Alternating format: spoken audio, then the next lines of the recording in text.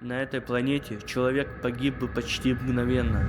PSRB 2057 плюс 20C. Планета у пульсара в созвездии Девы.